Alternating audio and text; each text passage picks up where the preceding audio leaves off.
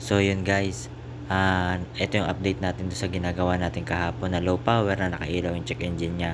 So chinek natin yung kanyang dipstick, inangat natin kung mayroong blow by at tiningnan po natin yung kanyang pillar plug kung mayroon pong tumatalsik o maraming talsik na langis at kung may umuusok po para makonfirm natin na blow by siya. So since wala naman po, okay naman po siya. So hindi po natin tinuloy yung pagbabaklas ng timing o pagche-check ng timing belt o ng kanyang timing. Ang ginawa po natin dito is nag-visual inspection tayo. Inulit-ulit natin yung visual inspection at may napansin po tayo yung possession po ng kanyang throttle body at saka ng kanyang map sensor is hindi po kaparehas ng dati. Ito po yung dapat. So ito po, mali po ito. Mali po yung position na yan. Hindi lang po tayo sigurado kung pag mali po ang position ng map sensor is one way po ba siya.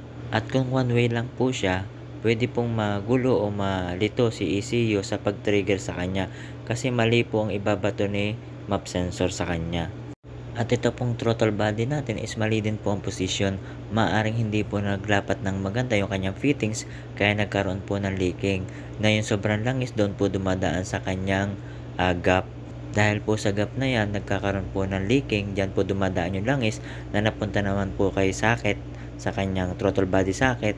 Kaya po nagkakaroon ng trigger yung kanyang throttle body dahil nag-identify po na loose connection or parang nagkakaroon siya ng malfunctioning po sa area na yon. Kasi doon po pumapatak yung langis.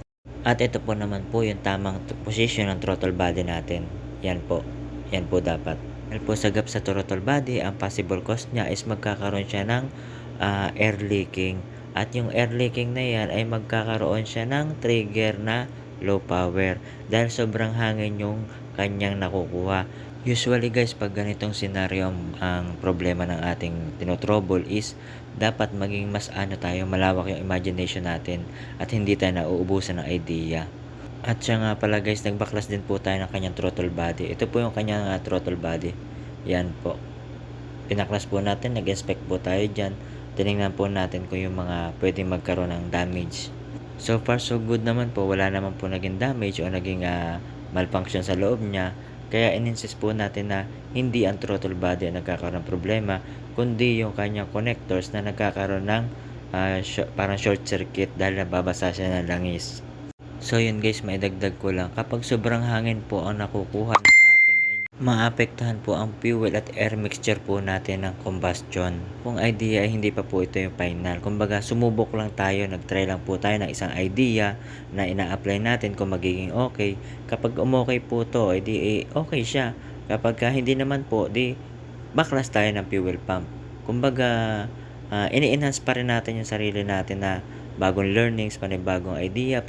Bale, ito po yung kanyang condition ng engine ngayon.